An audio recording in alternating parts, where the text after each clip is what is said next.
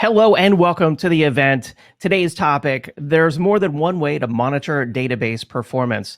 This event is brought to you in partnership with SolarWinds and produced by Actual Tech Media. My name is David Davis of Actual Tech Media, and we're excited to have you here on the event. I'll be serving as the moderator. And before I introduce you to our two expert presenters from SolarWinds, there's a few things that you should know about the format here of the event. First off, as always here with Actual Tech Media events, we want these events to be educational, and we encourage your questions there in the questions pane of your audience console. Of course, we appreciate all your good morning and hello messages from across the United States and around the world, but we want to help to solve your technology challenges, especially around database performance, of course, the topic of today's event. We'll be doing a dedicated Q&A session with each of our expert presenters, so we need your questions. So keep those questions coming during the event, and we'll be prioritizing the best questions for the Q&A session. We also have our best question prize, which I'll talk about here in just a moment. I also want to call your attention to the handouts tab there in your audience console. It's there that you'll find a link to the upcoming Database Success series from SolarWinds, where you can learn more about how to monitor and ensure optimal performance with your databases. Make sure that you register for that event. There are also 4 different PDF resources that you can download there in the Handouts tab on driving better business outcomes, ensuring successful Azure SQL database cloud migrations, maintaining optimal SQL Server performance, and optimizing your database and reducing your Oracle spend. So make sure that you check out those resources before you go.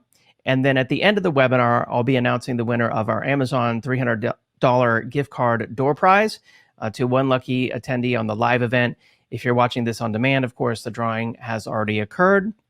The prize terms and conditions can also be found there in the Handouts tab as well. And then, as I mentioned, we have our best question prize as well. This is for an additional Amazon gift card, $50 Amazon gift card. So keep those questions coming, and we'll be contacting the prize winner of the best question gift card after the event. And so with that, it's time to kick it off. And I'm excited to introduce you to our two expert presenters.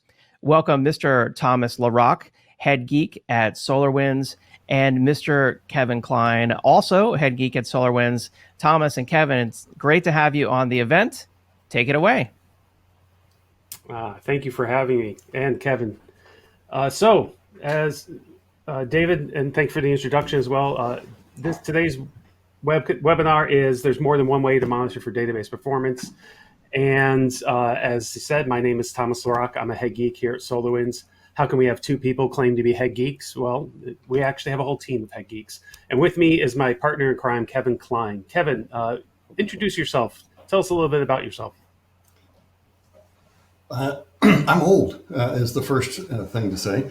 I started my database career back in the mid-'80s, 1986, working on big Oracle database for the International Space Station. How big was it? It was 128 megabytes, and we thought that was practically infinite in its hugeness. But times have changed, haven't they? Yes. So I was able to work with big databases throughout, each of the different stages of my career. I've written a lot, quite a few books. I've been a Microsoft MVP since I guess 2003, and write a regular column at Database Trends and Applications magazine. So, I'm active and engaged in the community, and hope you'll follow as well. I've got my links there, and I would appreciate that very much if you'd follow back on Twitter, Facebook, LinkedIn, what have you. As Kevin stated, he is old. I mean, he's experienced, and so am I. But Kevin was one of the first people when I came into databases and the field, especially for SQL Server, that I started following around like a lost puppy almost. And for Kevin doesn't know just how much I learned from him throughout the years, and appreciate and value everything that he's done. And like Kevin, I am also a Microsoft Data Platform MVP. I've been one now, not as long as you, I forget, 2009 roughly. And I'm also a Microsoft Certified Master and a VMware vExpert. And I sometimes tweet, I sometimes blog. You can find me in a lot of different places. So Kevin, since we're talking about different ways to monitor for database performance, I tried to get the audience to understand that, there's more than one type of database. And I think a lot of people I think a majority of people out there kind of get locked into one particular type of repository. At least that's where they start to focus, in their career and their technology. And we talk about how you need to kind of have that a broad sense of the technology as a whole. There's like that T. So you have that, you go out and then you take a deep dive into one. And sometimes when you take that deep dive into one, you can kind of forget all the other things that go on around you. And as a result, you start to have a unique perspective on how you need to do database performance monitoring. But the reality is there's different type of data stores out there. And as a result, you need to kind of approach in a different way how you're going to do that monitoring. But before we even get to there, let's talk about when you were first starting day zero. And I think you were mostly Oracle DBA and stuff like that. But how did you approach database performance monitoring way back then? In those days on VAX VMS, there weren't performance monitoring tools. I remember the day that they came out with something they called Top CPU. And it was just a little bar chart that would show, refresh every few seconds, and it would show what process ID, not a SPID, not inside of the database, but just across everything happening on the VAX machine, who was using the most CPU. And, it was like an angel had descended from on high and given us golden tablets to decipher what was going on inside of the system. It was an amazing innovation. And back then we started to pay a lot of attention to the importance of monitoring. The reason for that is working with the NASA, and then later on I worked also with the Department of Defense, and we had recently been kind of brought into starting to use a management framework called the Capabilities Maturity Model. And it was very prescient, and I actually evangelized this and if you go to my blog right now, you'll see there's some recent blog posts about this. And the Department of Defense, along with the Carnegie Mellon University and their Software Engineering Institute, had surveyed tens of thousands of organizations to determine how their information management teams succeeded or failed, and the behaviors that they were exhibiting. And so there were some very, very consistent results. And one of the things that those results showed was that, if you relied on how much the phone rang by, user notification that things were going wrong, every time that happens, you're losing credibility. People are already angry at you. People are already upset with it. It's a damn database again, even though it's probably, some router in Phoenix, Arizona or something, something like that. And so it was the kind of thing that really opened our eyes. And one of the very first things you have to implement on the maturity model, if you ever want to get better, is you have to have a monitoring system, and it has to have at least a remedial level of alerting to let you know when things go bad, right? But like you said, it's a tool, and so tools are best when they're used fit to purpose, right? So if you have we'll say a SaaS product, and that's what you support, then a lot of site reliability engineers don't need massive displays with hundreds of metrics and really deep details. What they need is the 4 golden metrics that Google popularized. I think it was Google. Yeah. Correct me if I'm wrong. Whereas if you are making hundreds of thousands of dollars an hour on a specific database, a specific SQL Server, let's say, well, that one you want to know everything about, everything that it's doing.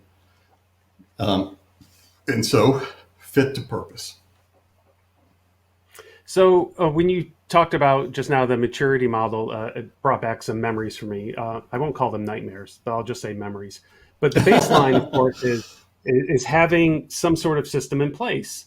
And that brings into the conversation of almost build versus buy. Because at the time when I started out, my system was my own homegrown system, which was just a collection of scripts, batch scripts, really, because I was not just SQL Server, but I also did the Artist formerly known as Sybase. Those are my two main production systems. And so I needed a set of scripts and processes that were kind of, that could go from one to another, like a concept of dynamic restore. Put in the database, the target and the source, and run this script, and it doesn't matter what you're connecting to, it all just work, right?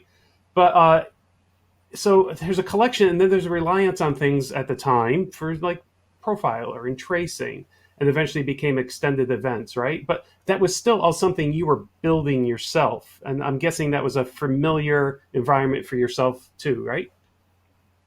Oh, absolutely. In fact, in the 80s, there were no tools except those that maybe the vendor created.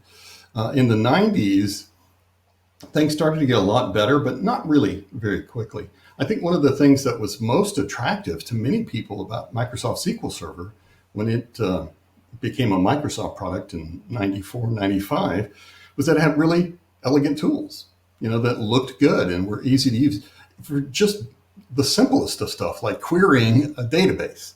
The things that you had on Oracle, I'm not sure about Sybase at the time, but on Oracle, they had this thing called SQL Plus. And good God, that was a train wreck. So yes, you had to write your own scripts. Every DBA, when you went from one job to another, if you were interviewing, you would get questions about what kind of scripts are in your toolkit. Because if you're like, oh, I don't really have a toolkit, they're like, pass. But if you had a toolkit and it was a big one, not only did that make you attractive, but that also, as a candidate, that is, but it also made you desirable as a colleague, because now they know you have something that can improve their skill set too, right? Oh, this person's good at scripting or has collected we need that, because there weren't any tools out there to be had. So, oh boy, that was a tough time. I was going to ask, do you remember when I first met you, there was a man in our community, I think his name was Bill Winder, and Bill had the idea of building that toolbox, right? He wanted to build that DBA toolbox for the community to use. And of course, these days, I think the child of that, although they probably don't know each other, but the people who built DBA tools, IO, are really the ones that have come closest to building that toolbox for the community. But that's the point for me about these scripts. They evolve. These days we talk about PowerShell versus these batch files, but it's still the same. You're still kind of rolling your own solution. So what's that tipping point where you decide, okay, I enough of this, I need to go buy a solution? Yeah, that's a great question. And of course, the easiest way to decide on that is based on scalability, right? If you have a lot of stuff going on, much more likely to need something like that. If you have, like in my case, when we went from about 40 servers to 100 servers in 1 month, I started to get really concerned that my scripts weren't going to be able to keep up. The other thing that I learned soon thereafter was that, then we added another 40 servers a quarter or two later, but these were going to be on the newest version. They weren't on the previous version, right? And so, those are all SQL Server 6.5. We've got to do all this regression testing before we can upgrade them. But this other set of servers are all going to be 7.0. You've got to write new scripts now. So, and of course, I'm showing my age there, but that's still true today. If you've got SQL Server 2016 and you're going to upgrade to SQL Server 2019, somewhere down the line, if you're relying entirely on scripts, then you have a lot of work to do.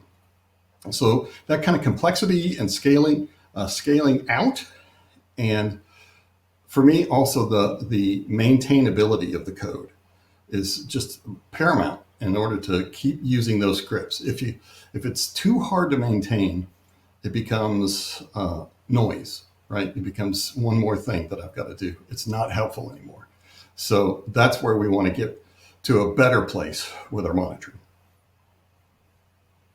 So I recall really the majority of the systems I had when I first started were SQL 2000. Like I think we had a couple of 7s, but we were almost cutting edge at the time. We were running the SQL 2000 for the majority in our shop. And if you recall, SQL 2000 doesn't give query level weight statistics, for example. It just gives, if you want weight information, you ran a dbcc command and you got information for the instance as a whole, but not tied to a query. Now, with 2005, we started getting that advance where you could now tie a query and weights together. And the point I want to make is that with each version, there's more and more nerd knobs to look at and to play with. Mm-hmm. And it's hard if you're building your own monitoring solution to stay on top of all those latest enhancements. And for me, the real turning point was when I realized that I was administering my in-house monitoring system more than I was actually administering the database servers themselves. And when I realized that, I said, that's it. I need to get out of this business because I'm never going to stay on top of it. And I need to be thinking about buying something. And that way, if something with the monitoring system breaks, it's easier for me to yell at the vendor than it is to yell at myself. So that's where I got. Well, so there's anything else? It just Go ahead. brought Anything to else mind a funny story. Talking with one of the very senior people at Microsoft, and I was asking them about some things around not our sort of tools, monitoring tools, but it was like, why do you think this is so compelling in the marketplace? It's this thing that they had been working on. And they said, in a lot of cases, I think enterprise DBAs and their bosses just want one throat to grab, right? One person to yell at. If they have a DBA who's running scripts over there, and then they have some sysadmins who are doing PowerShell stuff over here, and if it's scattered, it's very ineffective to try and get things fixed fast. But if I got one person I can grab by the throat and say, "Fix this now," then they'll get right on it. It's like, these are wise words. So we could talk all day about this. Let's dive into a couple of the products here. I'm going to start with Server and Application Monitor, and we're going to do. Let me get you. Can you see my screen now?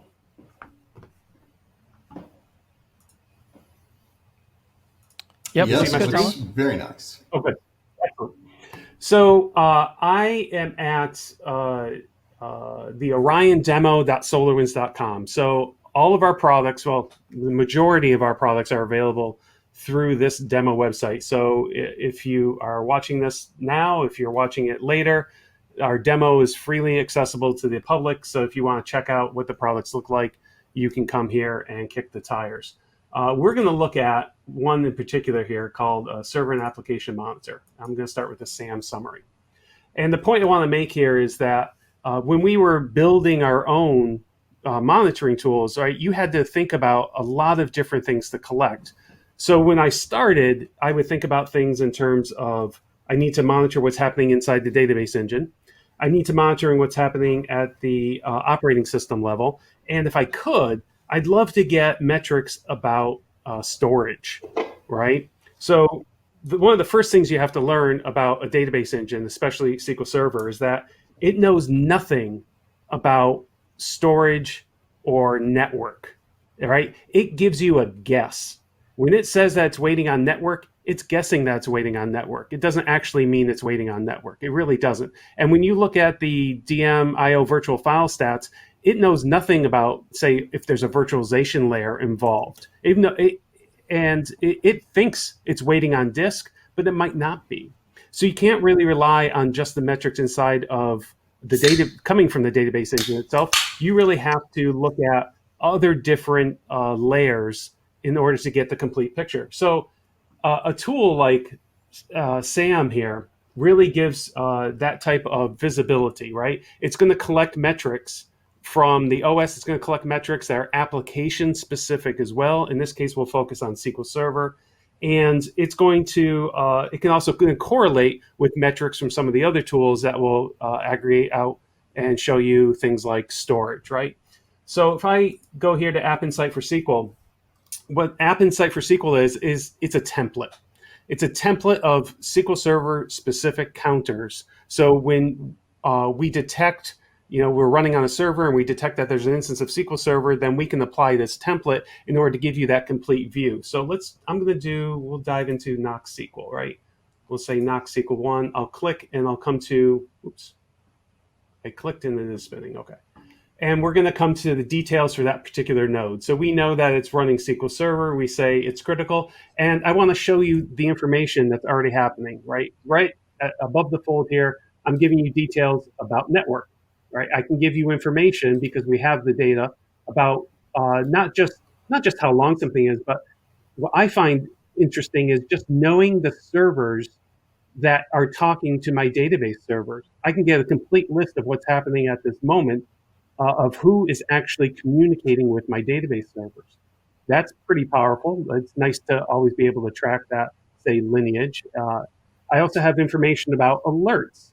These are configurable as well. I get information about availability statistics. Okay, the server's been on. CPUs by percent load. Here's something called the app stack.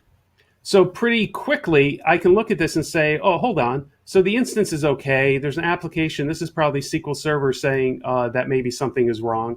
I want to highlight. There we go.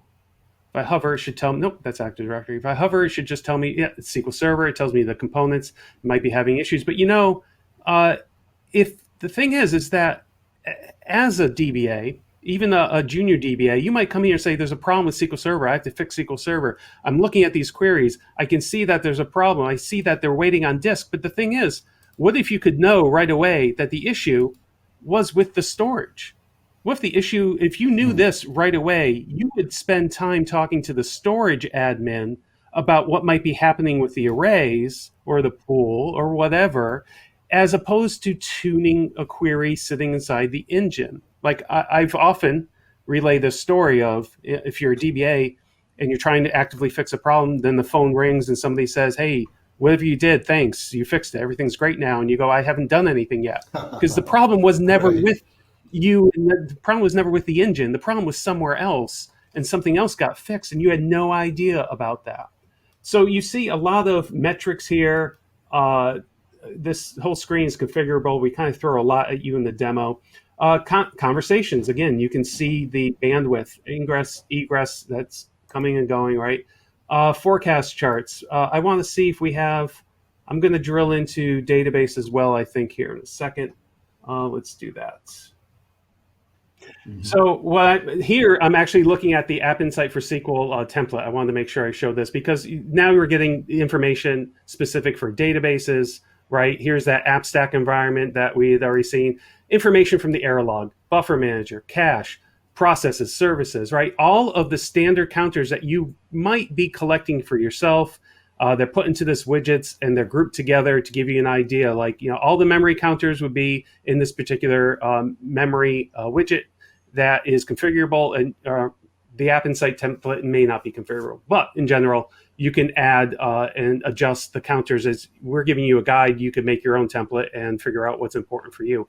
But again, these are things that have been added over time. Like I said, in SQL 2000, you have never gotten the idea of optimizer memory, connection memory. These didn't exist. And as new versions come out and those metrics become available, a tool like SAM stays on top of that for you. And it gives you that fighting chance of having all of the right information at your fingertips without you having to go through and recode or add code to your existing in-house system. Like, we take that burden from you.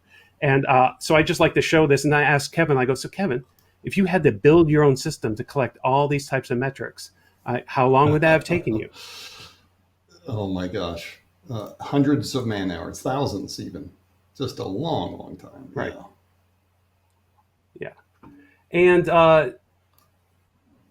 and I can get information about queries. I can get information about database performance in general. We give a decent amount of information, especially when we recognize that you're running an instance of SQL Server. I clicked, it's just taking a second. We'll see if it comes up. And then otherwise, I'm going to jump to something a little different. I don't know if it's... All right, so let me do this. I have to... Let me switch over to DPA. Can you see my screen now? A little different? It's doing something. Let's see here. Okay, good. Yeah, okay. Mm-hmm. Oh, good. You see DPA? Mm-hmm. Yeah, it says SolarWinds database performance analysis. Mm-hmm. Thank you. So everything I showed you about SAM was really at it's a high level. It's a great start, especially if you're that type of accidental DBA, or let's just say you're a network or a server admin and you're tasked with, as Kevin said, you're the one that's answering that phone because something's gone wrong. SAM is going to give you that real high level view and allow you to dive deep into some areas regarding database performance. It's really great for if you need coverage for, let's say, your entire enterprise, for all those nooks and crannies where SQL Server might be running, because it's like the back end to some other system that people don't even know that it's running, right? So SAM lets you track and get an idea of all that. But then we have this other tool called Database Performance Analyzer. Now, DPA is going to give you a deeper dive into not just SQL Server, but we also do, as you can see, we can tie to Amazon RDS. Matter of fact, we can also connect to, I think, Aurora. We have Azure, so that's Azure SQL Database, managed instance as well. Of course, we still have DB2, MySQL, Oracle, Postgres, Sybase, and my favorite, SQL Server itself. And what DPA does, as a former customer, and I was a customer before I went to work for SolarWinds, what I loved about it, especially in an environment with hundreds of instances to manage, is it let me know what I needed to look at right away. Okay, because that's always the first thing. That phone is going to ring and somebody's going to complain, and you're always behind the eight ball there, right? It's always reactive. You got to figure out, you got to go find out what they're talking about, figure out what the problem might be or might not be, if it is a database problem or not. But with DPA, I can come in here and now I have the chance to flip that script a little bit and become proactive. And what I'm going to do here is I'm going to click on this little tuning advisor, and this brings me right to a page that then says, hey, look, I know what's happening in your environment. I have an idea of a problem and that you might want to go fix it. And in this particular case, we can see as an example here, this query, it has 4 index recommendations, but more importantly, it's telling me 72 queries may benefit from tuning. So in other words, a lot of times people out there when it comes to performance tuning, they might tell you, hey, fix this index. But they don't ever really tell you that, by the way, that there are 70 queries that touch that index. You're usually only focused on the one query and the one index without an idea of the workload as a whole. Well, DPA gives you the insight not to just what's happening, but we're going to help you figure out what the impact might be if you actually touch something. And in this case, we'll give you an idea of the queries. It will say the 72 queries, the inefficient SQLs that are running, the ones that run more often. We'll give you an idea of the index to use. We'll show you the DDL for it. We tell you here the inefficient thing is a table scan. Here's one of my favorites. 4 out of 5 table tuning best practices not fulfilled. So when we talk about table tuning, we're not talking about, let's say, manipulating the data. We're talking about the structure of the table. So in this case, a foreign key is not an index. Overlapping indexes are found. A wide index. A table doesn't have a primary key, right? So these are all things that you would want to know if you were trying to improve performance. You may not want to fix that one query if you already know that the issue is, well, it might be solved with a primary key. It might be solved if we change a little bit of the schema, as opposed to me always being in that reactive mode and trying to fix that one query. So one other thing I want to talk to before we move on is I want to talk about anomaly detection. So when you look at DPA, and there's a lot to DPA, I could spend hours on this, but when you drill in, you're going to see things, it's always going to be an aggregate. So you see these bars, these are all statements, all executions across all times. I got no anomalies here, but if I did, it would show up right here, and anomaly detection. So this is real math that's happening here. We have actual machine learning in here. What we do is we build a prediction. We filter out for seasonal. All right, so we're talking daily, weekly, monthly, or annual tendencies. We use time series analysis. Once you filter out for the seasonalities, you start to get an idea of what the workload should be. Then we build a prediction, and we say on this day and time, you are going to have, we predict that you should have this amount of weight. And if you have more than that, we will alert you. Now, here is your signal through the noise. Instead of you relying on some alert that says, hey, this CPU is over 80%, go fix it. We're going to tell you, hey, it's not that it's over 80%, it's that it's a true anomaly. We're using actual math here to know that something is anomalous, and now you should really pay attention to what's happening. So a lot of what I've talked about here, Sam, at the high level, I've talked about how DPA can go into a little deeper dive across a variety of databases. But let's say there's a case, as Kevin knows, let's say there's a case where you need an even deeper dive into SQL Server performance. Kevin's going to talk to us a little bit about what you do in that case. And Tom, I hate to kind of put a kink in the road here, but I was going to ask you, isn't there a way for us to also see not only the SQL Server itself, but a little bit about the VM host that you might be running on, the VM guest that you might be running on in DPA as well? Yeah, I can bring it back up if you want to take a moment to look at that. Sure. If you don't mind, I just know that so many people these days are in a virtualized environment now, and that's a big deal for them. So, okay, well, look at that. Right at the very top, there's a virtualization tab. That's right. There's a virtualization tab, and this is I joke. I say it's my baby, but when I joined Confio before we were purchased by SolarWinds, the first thing we built was the virtualization option. So if you're running in VMware, we will connect using your vCenter read-only credentials. We just need to read the data, and then we build a correlation view. And I'll bring it in here. Let's look at, I don't know, I have to pick one. I'm going to pick this one. Oh, no, I've seen it. I'm your video. Don't worry about it. So what you get now is you get an idea of not just the queries that are running on this, but now look at this. We're going to give you information. This first thing is the instance itself, so what's happening in the engine, then the guest layer, and then the physical host. And if we can, there would also be a fourth one for storage. And I just point out here, I go, hey, look, if the host is having disk latency, you're going to want to investigate that before you ever try to tune a query running inside this engine.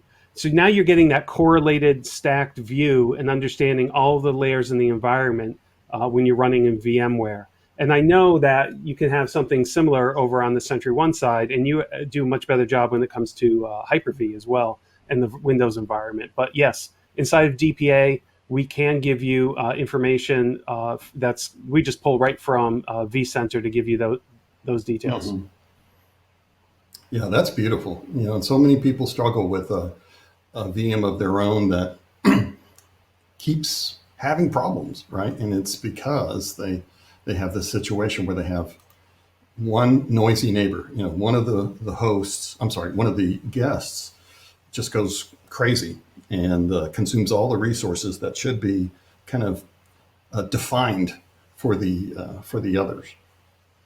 All right, so let me share my screen now. We'll take a look at SQL Sentry.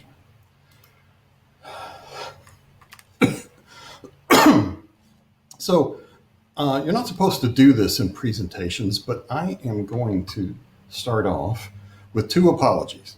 The first is that, and Tom has heard me whine about this many times over the past few months, as we have been, those of us who are with SQL Sentry have been integrated into SolarWinds, we keep hitting on little annoying things. And so if you can see the screen, Tom, are you seeing the performance dashboard there where it says 58 up at the top and the health score and stuff? Yes, I can see your screen, Kevin, yes. But everything else you're probably seeing is the most tiny little font imaginable. It is, yes. Or Yeah, so I apologize for that. That's a part of our RDP, and we're trying to fix that. So hopefully in a little while that will be fixed. The good news is, hey, we have got Snagit, not Snagit, Zoom it, so we can zoom in it as we need to and maybe see things a little bit better. So, and then the second point is that I'm a little bit under the weather, so I apologize if I'm really lagging. I'm going to try to keep up the energy as we go through, but I just want to forewarn you of what's going on. So as Tom mentioned, the kind of mentality with which SQL Sentry was created was, I am a DBA who really needs total control or total visibility into my SQL Server enterprise. And if you have been a DBA for any number of years, one of the things that you discover is that you get blamed for everybody else's problems in the enterprise, the IT enterprise. You get blamed for network problems, you get blamed for storage problems, you get blamed for storage performance problems, CPU, you name it. It's everybody blames you for it. And so Greg Gonzalez, our founder, he decided to create a tool that would enable him to see every aspect that a DBA might be called on the carpet for and asked to explain what's happening.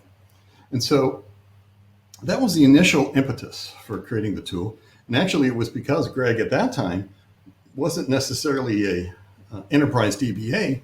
He ran a really big hosting company and he had hundreds of SQL Server customers. And so he wanted to be able to provide for those SQL Server users really good insight into their databases. But then the next thing that he realized he needed to do, which is what we're looking at on this page, this is the startup page, is he realized that we have enterprise, I'm not sure if we would call it sprawl, but it is definitely the kind of situation where we have lots and lots of servers, right? So as an enterprise DBA, I was at the Big Four accounting firm, Deloitte, for a long time. Tom was at one of the major insurance companies for quite a long time. I'm not sure if I can mention their name.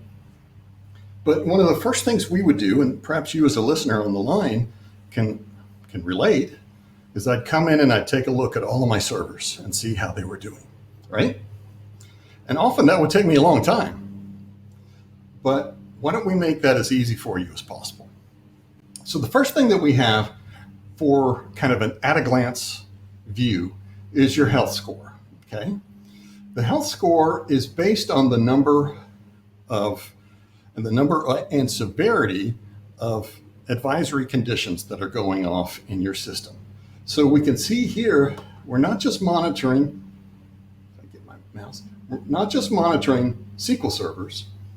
We have a great deal of breadth here. So if you have analysis services, we can monitor that. If you have SQL Server, if you have just plain old Windows servers, perhaps, that you'd like to monitor. And so this is by the event criticality over here on the right-hand side. 18 critical, 329 high, and such. You can also sort that by category. So this is network, 0 network events, 744 CPU events, 205 memory. And if you click on any of these buttons, it will filter the conditions below. So I'll click on the critical here.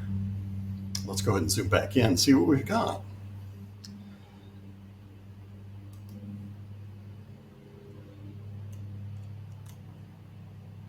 So in this case, our Redmond server has an activity log. 17 times this alarm has gone off. It's a critical condition. And then we also see on the London SQL 01, we have some actively corrupted pages that are still in use. And so this is the kind of thing that we could then, by going over to the right-hand side, We could go directly to that SQL Server, to its dashboard, so we could see exactly how this is happening at the point in time where that problem occurred. Or we could take a look at that data in some other ways as well. So that's what these different buttons here mean. I could go to the event calendar and see what kinds of, maybe that happened because of a backup or a DBCC check. I could just go to the dashboard here and see exactly when that performance problem happened. And then finally, we also have the, we have an opportunity to respond to that. So we could say, close this down. I know it's happening, but it's not a deal breaker. So let's go ahead and tell it to go away. So this is a very powerful way for you to see what is going on in your environment across hundreds, thousands of SQL servers. We have many customers who have around 1,000 or more SQL servers. Now, these other buttons across the top here too also enable you to see your whole enterprise in a single view. And I do like this view here, but sometimes I prefer to use this view, which again, it's not pretty, particularly because it's so tiny, and I have to get my readers out in order to be able to see it. But let's zoom in on that.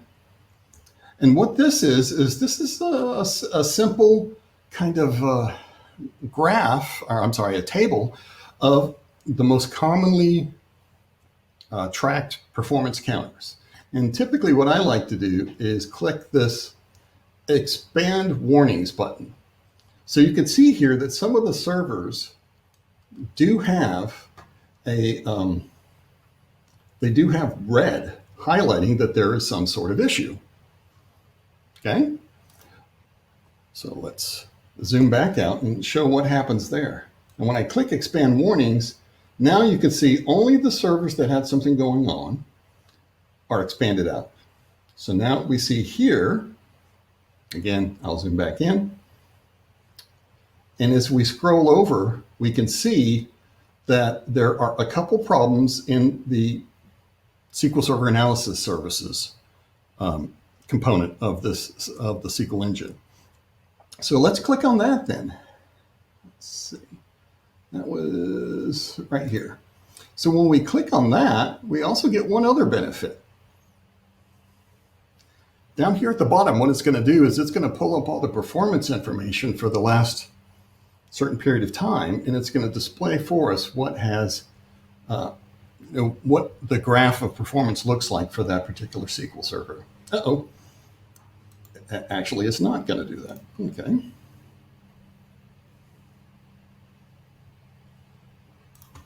All right, let me see if I can get a different one to show us its very slick behavior here. Just try this one here.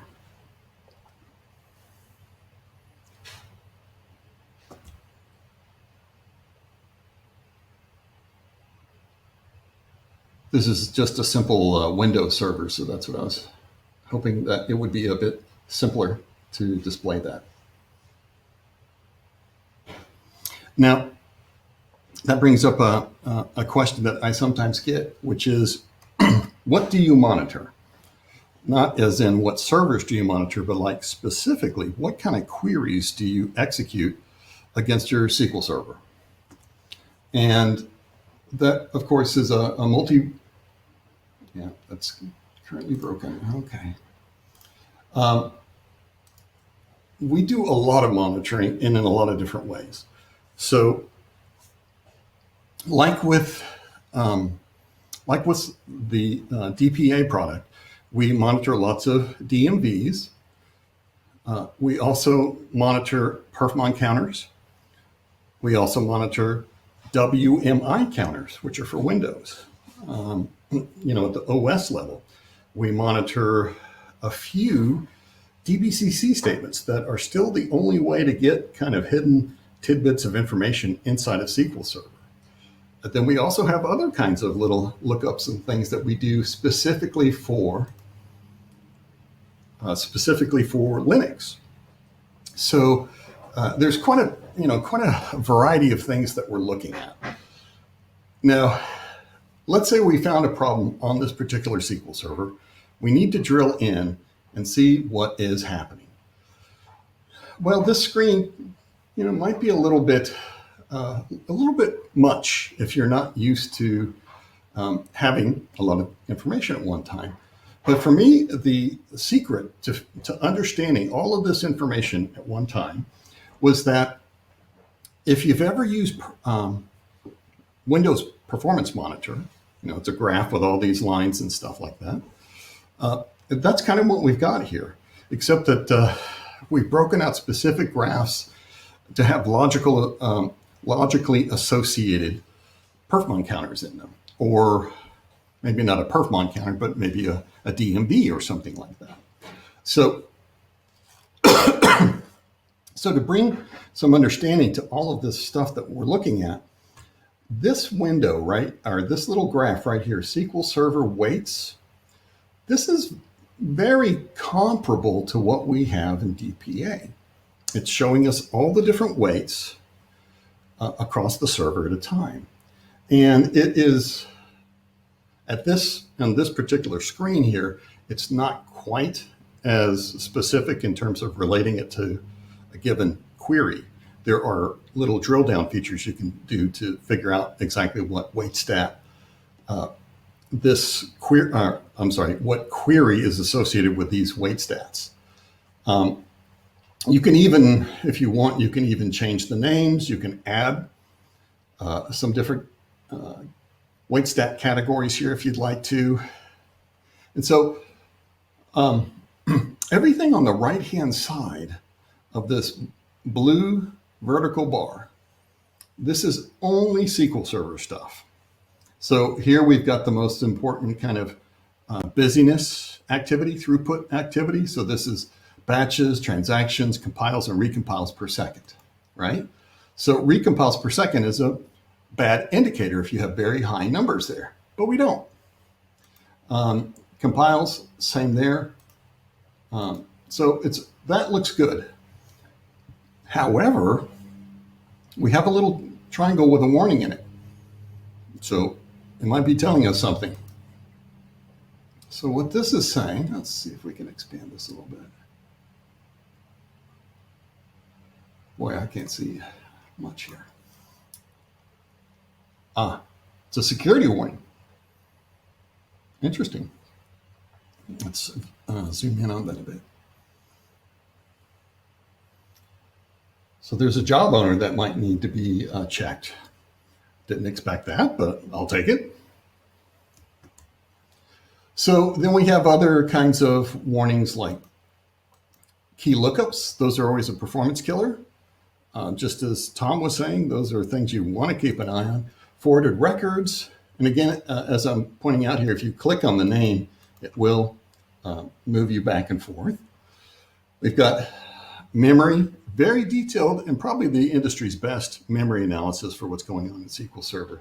So what we can see here is some of the caches warmed up at all about the same time. So these were open spots of cache that were not consumed across different NUMA nodes. So this is a server with 2 NUMA nodes. And so that cache is filling up.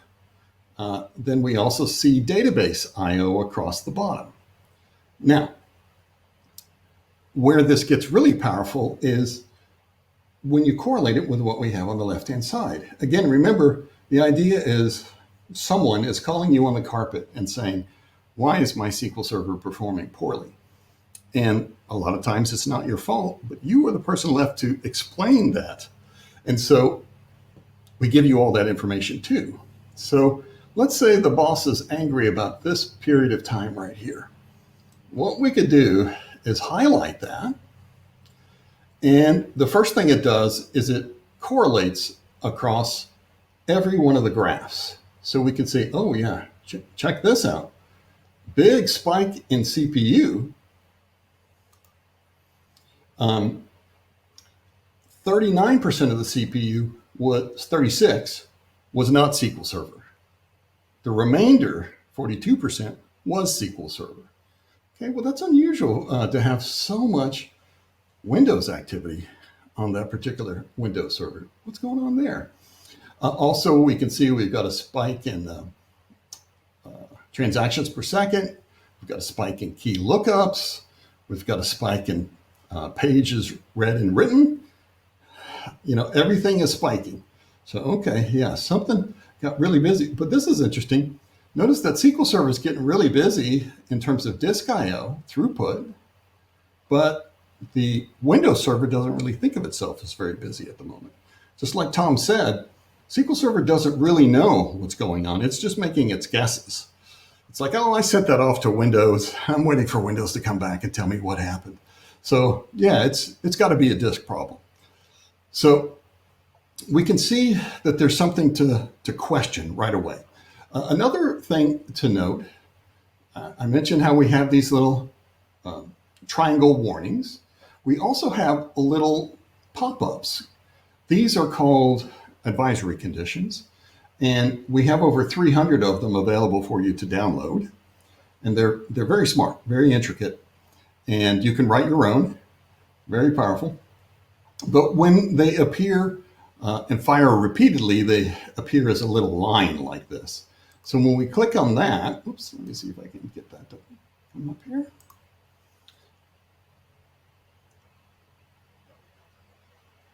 Let's show those markers. Oh, I turned it off, sorry. So we could see what the advisory condition is. Now, one other thing that's also pretty cool, not quite the same as the anomaly detection that DPA has, but it offers its own set of value. We have a wide variety of baselining available in the product. So we have several different baselines that are built in based on just time, right? So based on the last week, the previous week, I want to know how are we doing relative to everything else.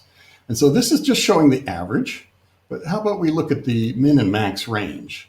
So we can see, at the moment, we're pretty well within our norms. Although here, with our SQL Server weights, we're pretty high above our max, the max end of our range of performance, so of consumption. So that's an unusual particular finding right there. Now, you have figured out that there's a problem in your SQL Server. There's an issue. I need to figure this out. Two things that people are most likely to do. One is, when we zoom in on it, one is, well, let's take a closer look at this same information. So what I did, in case that went by too quickly, is I highlighted it and I said, on a right click, I said, zoom in. So now we can see a lot more detail throughout all the different graphs about this particular period of time. The other thing, though, I think that most people want to do is they will want to jump to, and then we will look at the thing that is most probable of a cause. We don't see disk, for example, being very high on the weight statistics. We don't see CPU. We don't see, okay, so this is probably going to be a SQL issue. Somebody wrote bad code. So let's take a look at our SQL statements that were running at that particular time. And again, I apologize that it's so tiny. So zooming in a little bit, what we see is that there are quite a few different activities happening on the SQL side. We have 13 queries that completed. We have 9 stored procedures, or otherwise pre-compiled code. And then we have query stats for 10 others, okay? So what this is designed to help us differentiate is a lot of times, even your own good scripts, if you write a lot of scripts of your own, they will be very good at picking out, the Godzilla that is wrecking Tokyo, right? The monstrous query that's causing all kinds of problems. Those aren't too hard to find. What's really hard to find, though, is the query that is poorly performing, but is causing death by 1,000 little cuts, right? So it's just in there and it jabs you at performance here and jabs you in performance there. And so we have many situations where we see that a particular query is executed 10,000 times a day. Even though it only takes half a second every time, it's not a big monster like Godzilla. It's just a little tiny thing. But in aggregate, it's a terrible wrecking ball on your performance. So we identify both of those through here. So now let's take this a step further. We have identified all these different SQL statements. And when I click on this one that was in red, one of the things you'll see down here is the query store style information here. So these are all the different times it's been executed over the last, however long, looks like since the 19th. And if the color changes, that means it's the same query, but SQL Server actually has a different execution plan in the cache for it. And then also the distance up the x-axis here is how long it took to run. So we can see that there are a couple places where it took a really long time to run. And so maybe there was something weird happening at that time. All right, so let's go even further. So here we can open up the query. It's an update statement. These dang update statements. And so we can see what all the code is. We can see its compile time, duration, estimated number of rows affected, 30,000. And every time it is doing a full table scan. All right, this is probably an eminently tunable SQL statement. And if we scroll down, we can see a very nice example of the execution plan. And this is also something you can get independently if you like. We have a free product called Plan Explorer, and it's one of the most popular tools in the SQL Server world. If you use any amount of your time on query tuning, then you definitely want Plan Explorer. And so it uses things like color coding and all kinds of other little smart techniques and tools and pop-ups and things like that to tell you where there are big performance issues. And so here it's a very simple statement, but it's causing a lot of cost in our system. So that's one way to drill down. But one last way to, and that's probably what I would say 60% of the time our customers use this for. But another thing is that we're very, very broad. So another example in that is that we also do things like really nice availability group monitoring. We do really nice monitoring of your jobs, event scheduling, and all those kinds of things. So here we can see that we do have an availability group. We have two asynchronous secondaries. And if we were to click on one of these, we will see what the replica and recovery queues are like. And we can also come down to the bottom part. It's really quite interesting because, availability groups are based on databases, not on servers. And so you can actually see there's lots of different ways. Excuse me. Lots of different ways to actually look at this. You might want to say, oh, you know what? I have a SQL server, an instance of SQL Server, but I don't think I'm using very much. Maybe I can put some available secondaries over there. So you could look at it by, let's say, you could look at your enterprise. Let's zoom out here. There we go. So you could look at your enterprise by the instances involved. So just a lot of really neat features in there. And I hope you'll take the time to take a look at it, explore it a bit further. This is excellent, Kevin. I really love the demo. A really excellent presentation. Also excellent demo from Thomas as well. I'm afraid we're running out of time here in our webinar event, but I wanted to bring both of you back on here just for a moment and see if we can just take a couple of quick questions from the audience while we run our poll question for everyone out there. It's on the screen. It says, what additional information would you like about the SolarWinds solution? So let's see. The first question here comes from Bradford, who's asking, how many database instances can this monitor? Who wants to take that?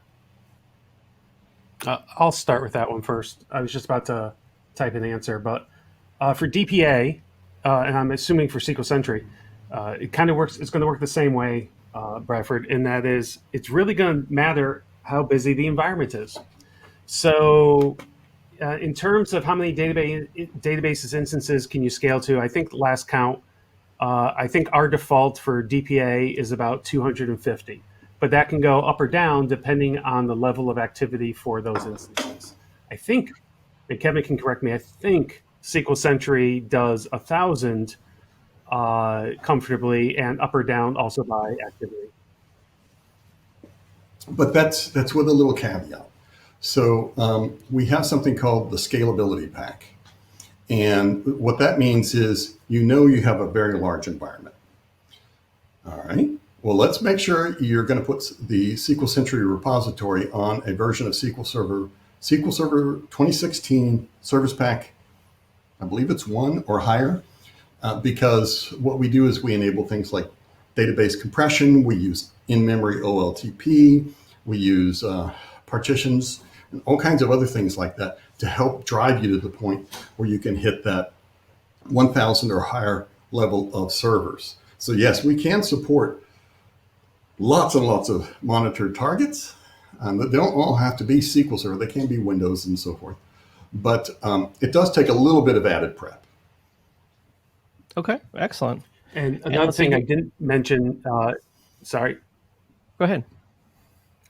One other thing to mention is there's a third product we didn't even have time to demo today, and that is Database Performance Monitor. That is our SaaS solution that specializes in what I would call cloud native platforms. So if you are building a cloud native architecture, you're probably using something like Postgres, Mongo, Redis. That DPM would handle all of those. I know there was a question about Azure NoSQL.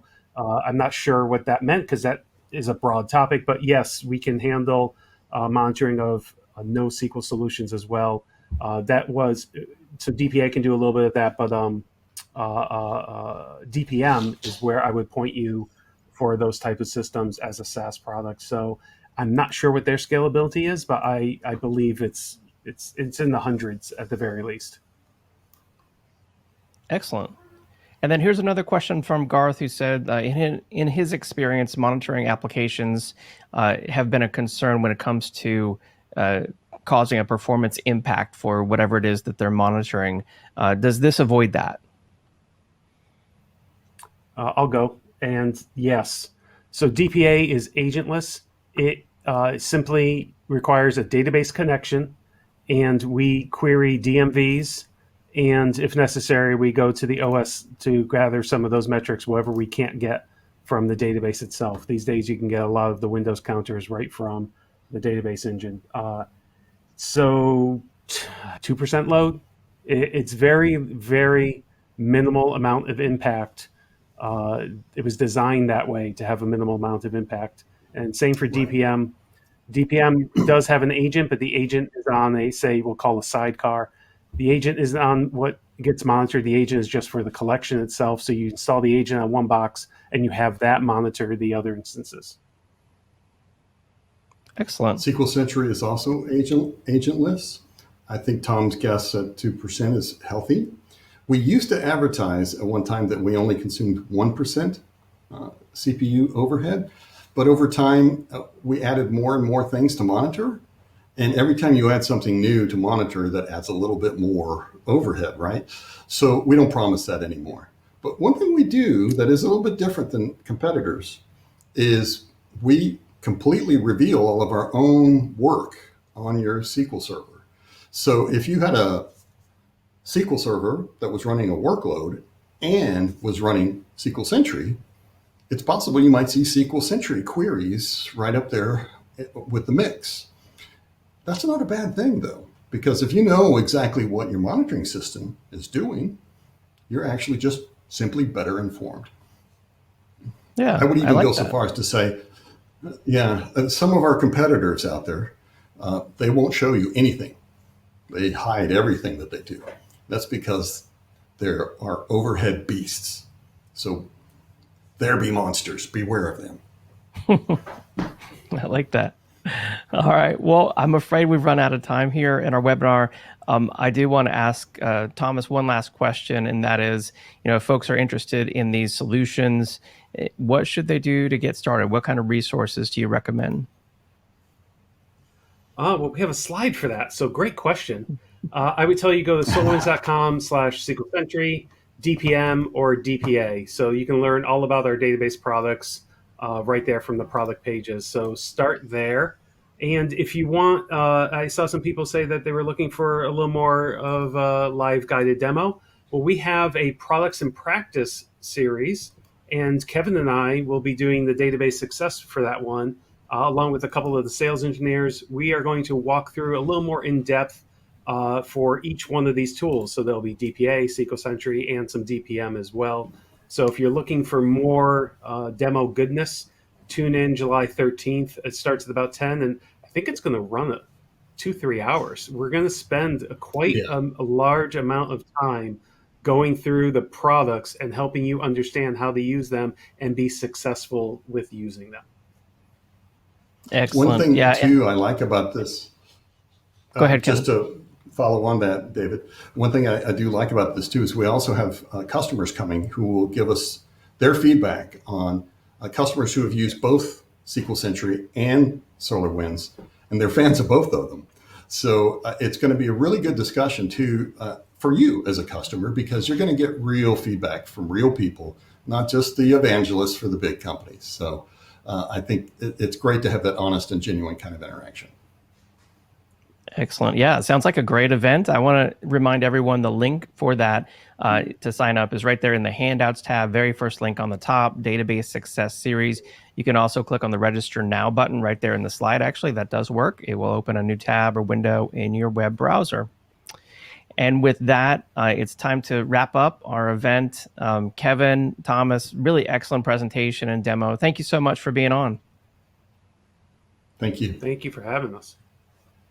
And thank you to SolarWinds for supporting the event today. Really great event on database performance. Check out the handouts tab. Check out the Database Success Series as well. Thank you to everyone for joining us. And finally, before we go, I'll announce the winner of our Amazon $300 gift card. This is going to Brian Mylock from Texas. Brian Mylock from Texas will also reach out to our Best Question Prize winner as well. Thank you to everyone who joined us on the event today. I hope you learned a lot and have a great day. Check out solarwinds.com for more information. Bye-bye.